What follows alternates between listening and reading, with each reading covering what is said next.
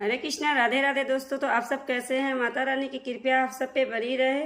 तो आज के वीडियो में हम दिखाने वाले हैं कि जो माता रानी को हमने श्रृंगार का सामान चढ़ाया था उसका क्या करना है, उसे खुद इस्तेमाल करें या दान दें। तो आइए वीडियो स्टार्ट करते हैं। तो देखिए दोस्तों, जो हमने सामान माता रानी को चढ़ाया था वो सामान है, श्रृंगार का सारा सामान है, 16 श्रृंगार है। तो हम 16 श्रृंगार माता रानी को चढ़ाते हैं या 5 7 जो भी है उसको हम चढ़ाते हैं माता रानी के पास। तो उसका क्या करना है तो आइए वीडियो में देखते हैं।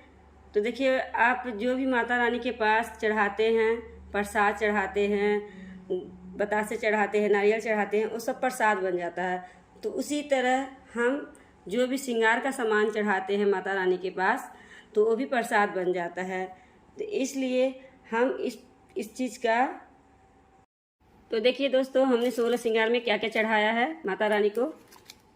दक्षिणा है, कुछ चूड़ियाँ हैं चढ़ाया है, माता रानी के लिए चुनरी है, पाउडर है, सिंदूर है। तो इसका हम क्या करें, बिंदी है, ये सारा सुहाग का सामान है।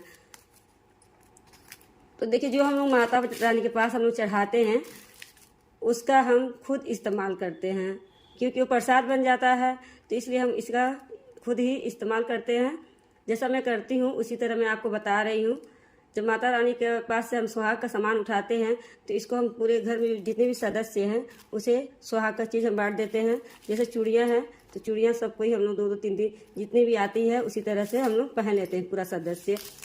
और बिंदी है, ये भी सुहाग का चीज़ है, तो ये भी हम लोग इस्तेमाल कर लेते हैं घर में। सिंदूर है, कहते हैं माता रानी के पास जो भी श्रृंगार का सामान हम लोग चढ़ाते हैं उसका इस्तेमाल करने से सुहाग हम लोग का अखंड रहता है, सुहाग की वृद्धि होती है। तो इसलिए हो सके तो आप खुद इस्तेमाल करें, किसी को दान ना दें।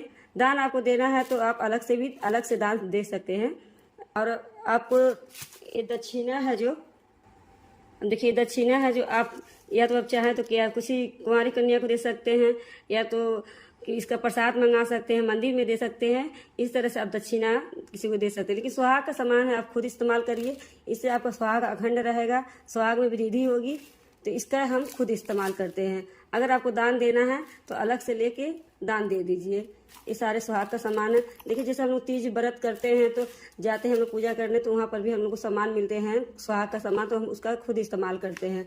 तो उसी तरह इस चीज़ का भी हम लोग खुद इस्तेमाल कर सकते हैं। मेहंदी भी लगा सकते हैं, और एक बिंदी है, सिंदूर है, पूरे सदस्य है जो उसका सारा हम लोग इस्तेमाल करते हैं घर में ही।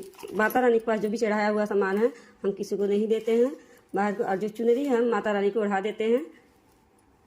देखिए, अब जब इस चुनरी को अगर हम कुंवारी कन्या को दे देते हैं तो इधर उधर वो रख देंगी, समझ खेलेंगी पैर से, चाहे किसी चीज़ से लग जाएगा। तो इसलिए हम माता रानी को ही ये चुनरी ओढ़ा देते हैं।